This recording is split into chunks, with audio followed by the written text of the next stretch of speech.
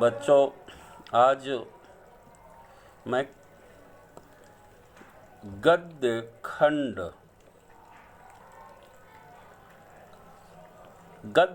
का पहला पाठ जो है वासुदेव शरण अग्रवाल है। तो वासुदेव शरण अग्रवाल की जीवनी, साहित्यिक परिचय, उनकी रचनाएं और उसके बाद इनके द्वारा लिखा गया जो निबंध है राष्ट्र का स्वरूप, इन्हीं के विषय में चर्चा की जाएगी। तो सबसे पहले वासुदेव शरण अग्रवाल ने की जो जीवनी है उसके विषय में। डॉक्टर वासुदेव शरण अग्रवाल का जन्म मेरठ जनपद के खेड़ा ग्राम में 7 अगस्त 1904 ईस्वी को हुआ था। इनका बाल्यकाल लखनऊ में व्यतीत हुआ और यहीं इन्होंने प्रारंभिक शिक्षा भी प्राप्त की। इन्होंने काशी हिंदू विश्वविद्यालय से एमए की परीक्षा उत्तीर्ण की। लखनऊ विश्वविद्यालय ने पाणिन कालीन भारत शोध प्रबंध पर इनको पीएचडी की उपाधि से विभूषित किया और यहीं से इन्होंने डिलिट की उपाधि भी प्राप्त की थी। इन्होंने पाली, संस्कृत, अंग्रेजी और आदि भाषाओं तक तथा प्राचीन भारतीय संस्कृत और पुरातत्व का गहन अध्ययन किया। 27 जुलाई 1966 ईस्वी को वासुदेव शरण अग्रवाल का निधन हो गया। इस प्रकार से यह जो है वासुदेव शरण अग्रवाल की संक्षिप्त जीवनी है। उसके बाद साहित्य के क्षेत्र में योगदान जो है वासुदेव शरण अग्रवाल की भाषा तथा शैली में उत्कृष्ट पांडित्य के दर्शन होते हैं। इनकी भाषा शुद्ध और परिष्कृत खड़ी बोली है, जिसमें सुबोधता और स्पष्टता सर्वत्र विद्यमान है। इन्होंने अपनी भाषा में अनेक देशज शब्दों का प्रयोग किया है, जैसे अनगढ़, कोक, चिलकते आदि। इन शब्दों के प्रयोग से भाषा में सरलता और सुबोधता तो उत्पन्न हुई ही है, साथ ही उसमें व्यवहारिक भाषा का जीवन सौष्ठव भी देखने को मिलता है। डॉक्टर अग्रवाल की भाषा में उर्दू, अंग्रेजी आदि की शब्दावली, मुहावरों तथा लोकोक्तियों का प्रयोग प्रायः नहीं हुए हैं। डॉक्टर अग्रवाल की भाषा में भाव प्रकाशन की अद्भुत क्षमता है।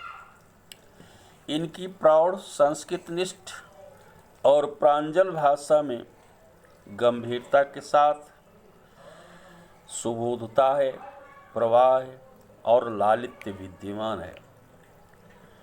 डॉक्टर अग्रवाल ने प्रायः पुरातत्व दर्शन आदि को अपने लेखन का विषय बनाया। विषयों की गहनता और गंभीरता के कारण इनकी भाषा में कहीं कहीं अप्रचलित और क्लिष्ट शब्द भी आ गए हैं, किंतु भाषा का ऐसा रूप सभी स्थलों पर नहीं है। डॉक्टर अग्रवाल की शैली में उनकी विद्वता,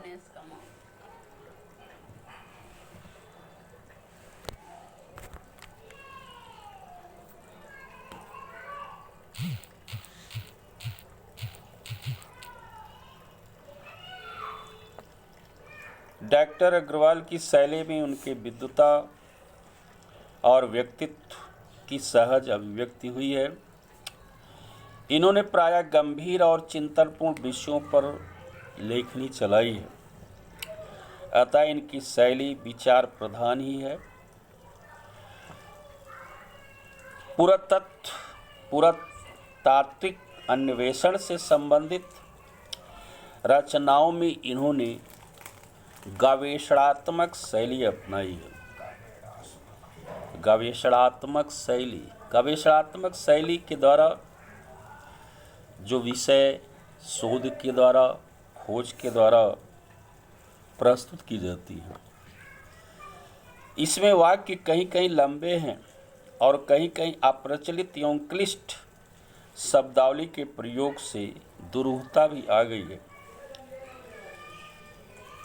कठिन और अस्पष्ट प्रसंगों को सरलतापूर्वक स्पष्ट करने के लिए डॉक्टर अग्रवाल ने व्याख्यात्मक शैली का प्रयोग किया है। जायसीकृत पद्मावत की टीका इसी शैली में की है। अपनी बात को पुष्ट करने के लिए डॉक्टर अग्रवाल ने प्रायः उद्धरण शैली का प्रयोग किया है। कभी कभी वह भावावेश में संस्कृत से भी उद्धरण देने लगते हैं, जैसे माता भूमि पुत्रो अहम पृथिव्या, अर्थात भूमि माता है और मैं पृथ्वी का पुत्र हूँ।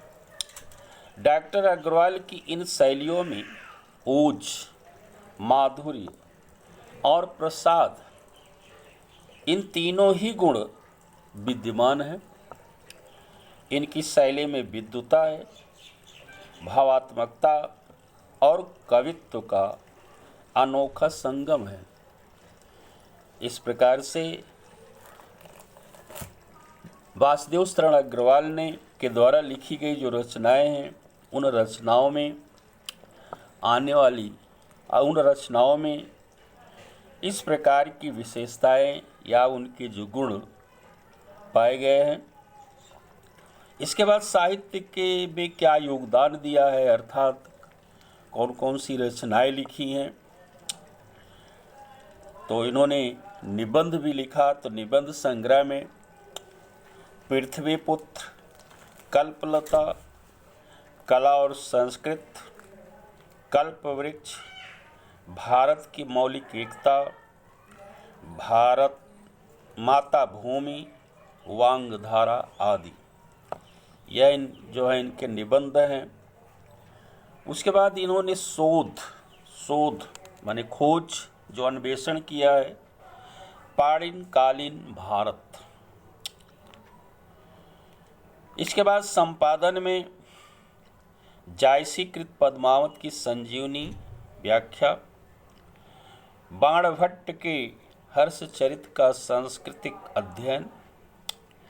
इसके अतिरिक्त इन्होंने पाल, प्राकृतिक और संस्कृत की अनेक ग्रंथों का भी संपादन है। इस प्रकार से वासुदेव शरण की संक्षिप्त जीवनी है और उनकी जो साहित्यिक विशेषताएं हैं और उनके द्वारा किया गया साहित्य में जो योगदान है या उनकी जो रचनाएं हैं, उसके विषय में आपको बताया गया है।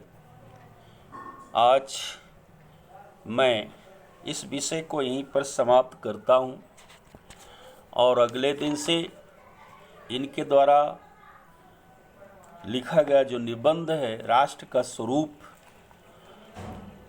और राष्ट्र के स्वरूप क्या है और राष्ट्र के स्वरूप में किन किन तत्वों या अंगों का योगदान किया गया है, उसके विषय में विस्तार रूप से अग्रवाल जी ने वर्णन किया है और उसी संदर्भ में कल आपको पढ़ाया जाएगा।